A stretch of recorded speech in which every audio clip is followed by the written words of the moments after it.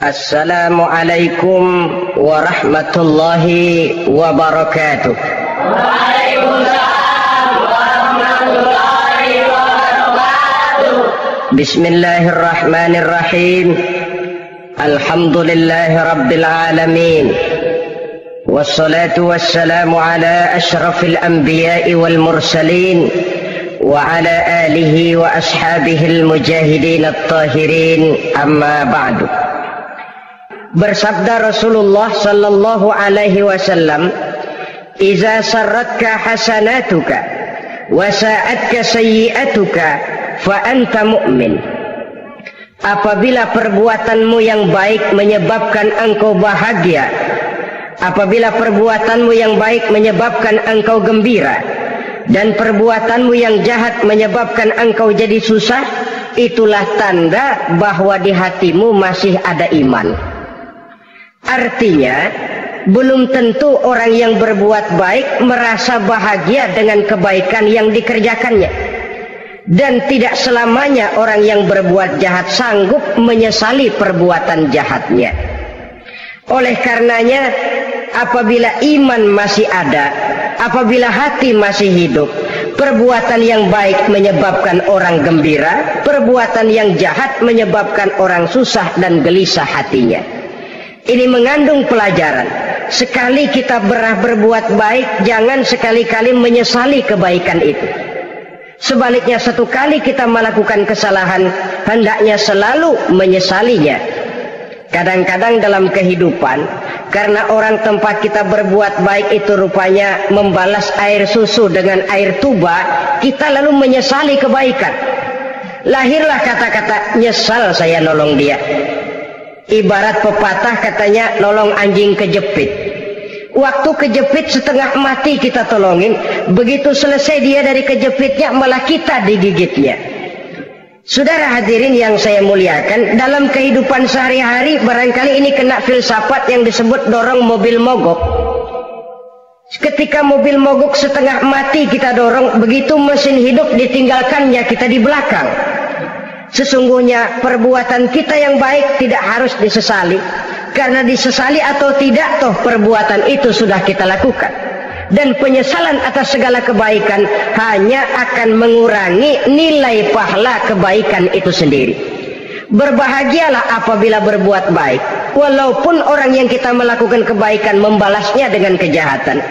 Menyesalah apabila berbuat kesalahan, apabila melakukan dosa, karena itu pertanda nilai iman yang masih hidup dalam jiwa kita.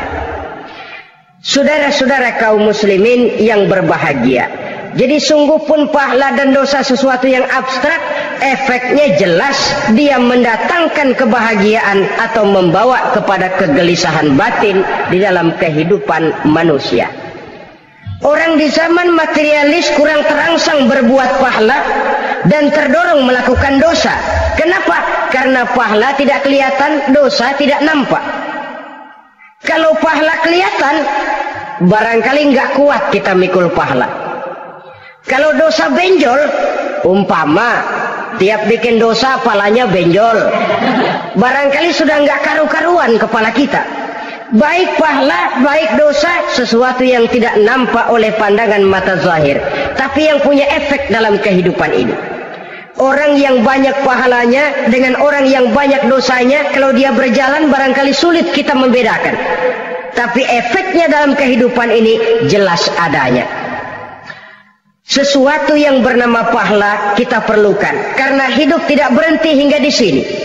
Sesuatu yang bernama dosa harus kita hindarkan, karena ada kelanjutan sesudah hidup yang sekarang ini, kehidupan dari satu pertanggungan jawab. Itu sebabnya Imam Ghazali dalam bahasa yang indah sekali berpesan, "Jaddidis safinah fa innal bahra amiq wa khuziz zad fa innas safara ba'id."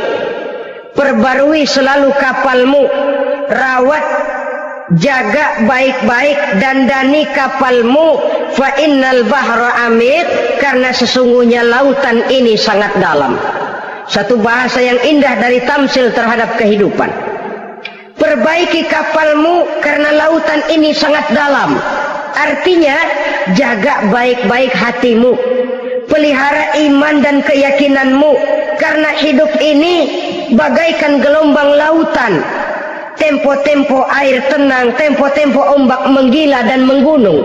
Jaga iman baik-baik karena hidup penuh dengan cobaan dan ujian. Itu maksudnya.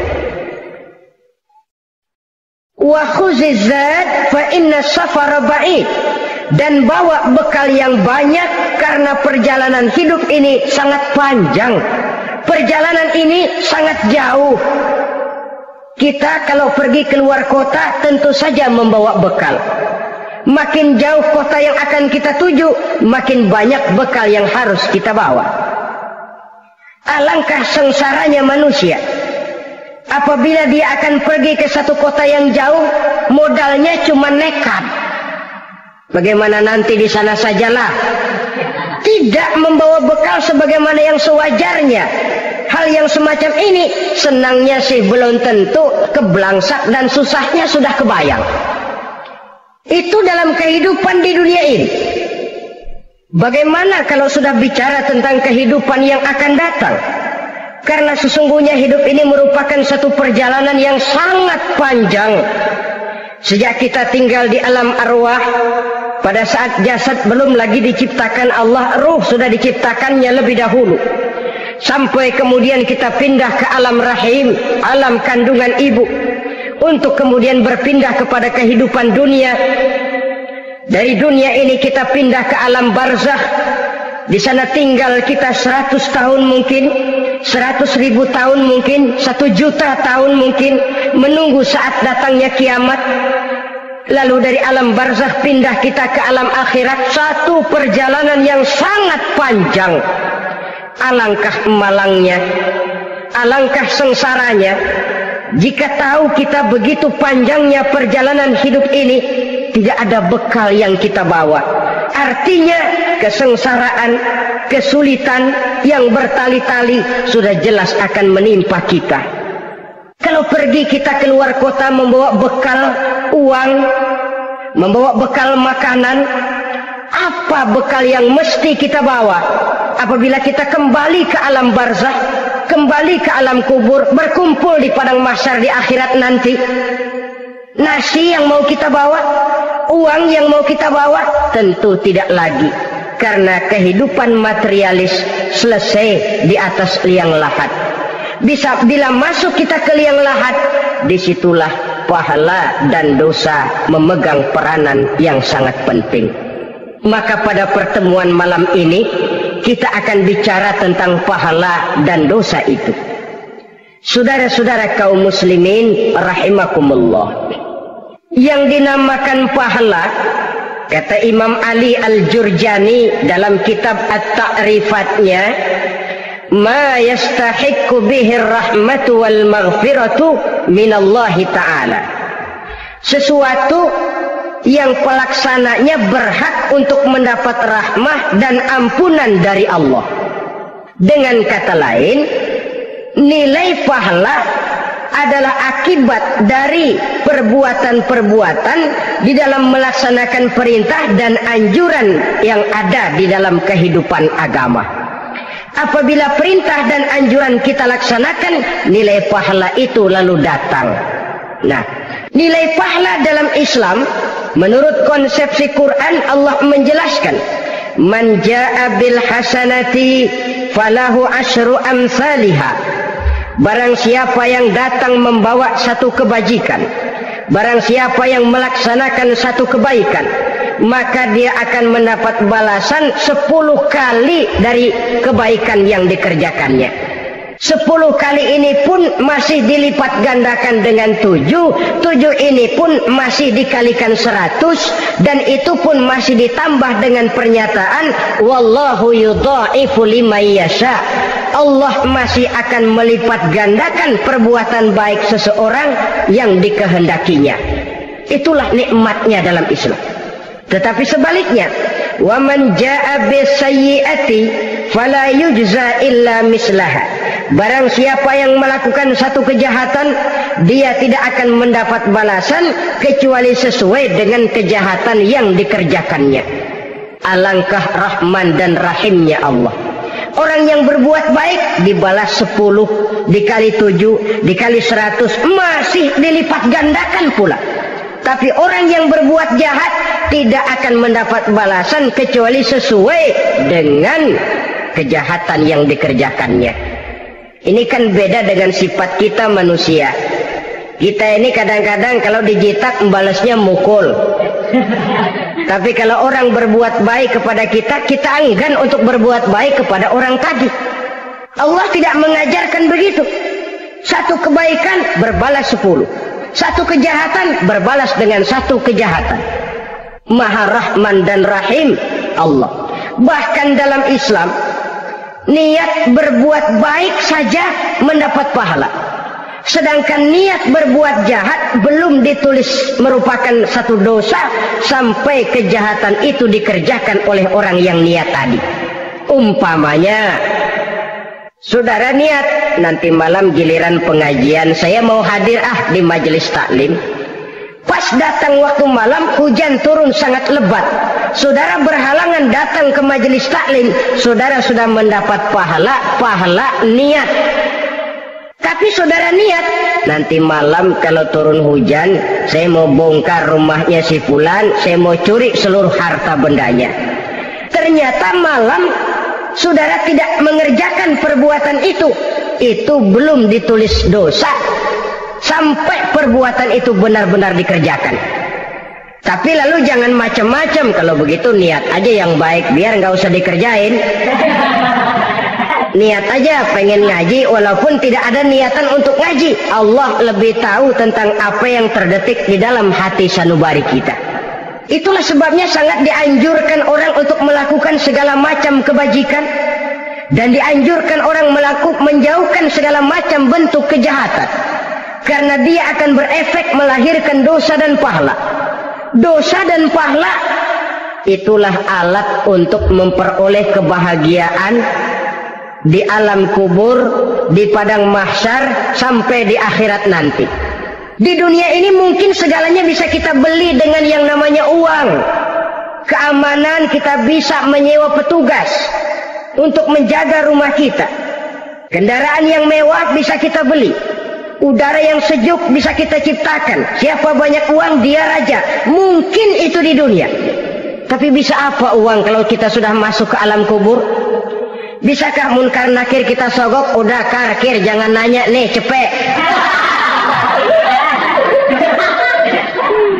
Bisakah malaikat azab menyingkir dengan uang semir? Ternyata tidak. Untuk memperoleh kebahagiaan di sana, nilai pahala. Kesengsaraan akan kita dapat kalau kita banyak menumpuk dosa. Oleh karena itu jangan beranggapan pahala nggak kelihatan, dosa juga nggak kelihatan, biarin saja. Yang tidak kelihatan ini pada waktunya akan memegang peranan yang sangat penting.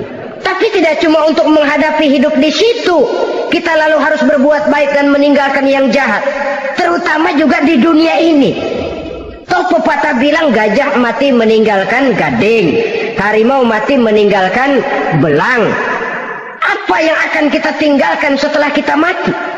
Kita ingin jasad kita boleh hancur terkubur tanah, tapi nama kita ingin hidup terus, dikenang orang 100, 1000, bahkan 1.000.000 tahun yang akan datang. Ditulis orang dengan tinta emas dalam sejarah, tercatat kita sebagai orang baik-baik. Saudara-saudara kaum muslimin rahimakumullah. Lalu perbuatan apa yang bisa mendatangkan pahala itu? Saudara-saudara, semua perbuatan yang diperintah dan dianjurkan oleh Allah, yang dikerjakan dengan ikhlas hanya untuk mencapai ridho Allah, mendatangkan pahala. Kadang-kadang menurut pendapat kita remeh, tapi nilainya di sisi Allah besar. Itu pahala. Menghitung pahala itu hak prerogatif Allah. Perbuatan yang ringan Allah mau berikan ganjaran yang besar, itu urusan Allah. Misalnya, kata Nabi, la tahkiranna minal ma'rufi syai'an. Jangan kamu menganggap remeh perbuatan baik walaupun kecil. Jangan merasa sulit melakukan perbuatan yang mengandung pahala.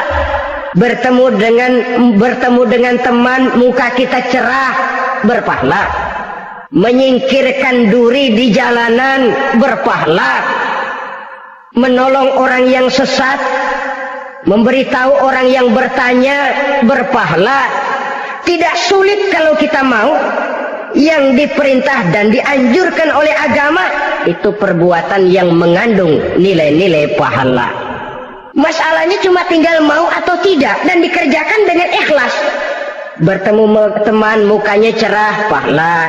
Menyingkirkan duri di jalanan, pahala. Sodakoh, pahala. Tidak berupa perbuatan, bisa berupa ucapan. Misalnya bersolawat, pahala. Bertasbih dan bertahmid, pahala. Kata Nabi, kalimatani khafifatani 'alal lisan, saqilatani fil mizan. Ada dua kalimat yang enteng di lidah tapi berat di timbangan akhirat nanti. Apa itu? Subhanallah walhamdulillah. Itu kan amalan yang ringan, perbuatan yang mudah saja, tapi nilainya demikian besar dalam pandangan Allah. Jadi pendeknya, perbuatan yang bernilai pahala adalah perintah dan anjuran agama yang dilaksanakan dengan ikhlas semata-mata untuk mencapai ridho Allah, itu mengandung pahala. Niat dasarnya itu harus karena Allah, landasannya harus karena ikhlas. Bukan cuma sekedar basa-basi, tidak karena ingin dipuji orang, tidak karena mengharap tanda jasa, tapi ikhlas semata-mata. Dari perbuatan yang paling kecil dan mudah sekali sampai kepada amalan-amalan yang besar dan memerlukan biaya yang besar, seperti melaksanakan ibadah haji, seperti jihad fi sabilillah, membangun masjid, membangun pondok-pondok pesantren, membangun pusat-pusat kesehatan, membangun jalan-jalan umum, termasuk menjaga keamanan. Jangan dikira loh, siskamling umpamanya, menjaga keamanan kampung tidak berpahala. Kalau diniatkan ibadah, menjaga ketenangan warga supaya mereka tekun ibadah, ikhlas karena Allah, itu juga bernilai ibadah. Keluar kita dari rumah, pergi pagi, pulang sore, peras keringat, banting tulang cari nafkah buat menghidupi anak istri kita. Kalau diniatkan ibadah, melaksanakan kewajiban sebagai kepala rumah tangga, membantu orang tua sebagai anak, itu juga perbuatan-perbuatan yang mengandung pahala. Yang terbaik sesuai dengan bidang kehidupan kita. Ada orang yang dinamakan abid, ahli ibadah, pahala yang paling baik bagi dia banyak-banyak tahajud, sembahyang malam, wirid, zikir, tasbih. Ada yang dinamakan orang alim, pahala yang paling baik buat orang macam ini mengajar, menyebarkan ilmu, mendakwahkan Islam. Ada yang disebut wali, pejabat pemerintah, petugas. Amalan pahala yang paling baik buat orang semacam ini melayani masyarakat, bekerja di bidangnya sesuai dengan profesinya. Saudara hadirin yang saya hormati, jadi dengan demikian perbuatan-perbuatan yang mengandung nilai-nilai pahala ini bisa perbuatan yang menurut kita kecil namun punya nilai besar, apalagi perbuatan besar dengan biaya yang besar, tentu makin besar juga pahala yang disediakan oleh Allah Subhanahu wa ta'ala. Oleh karenanya, kalau kita bercermin dari ayat Quran, hidup ini kesempatan untuk berbuat baik. Huwallazi khalaqal mauta wal hayata liyabluwakum ayyukum ahsanu amala. Dialah Allah Tuhan yang telah memberikan hidup dan mati kepadamu untuk menguji kamu siapa di antara kamu yang paling baik amal perbuatannya. Jadi tidak saya rinci, tapi cukuplah satu penjelasan global. Perbuatan yang berpahala adalah perbuatan melaksanakan perintah Allah atau anjuran Allah dengan dasar ikhlas, dengan tujuan untuk mencapai ridho Allah semata-mata.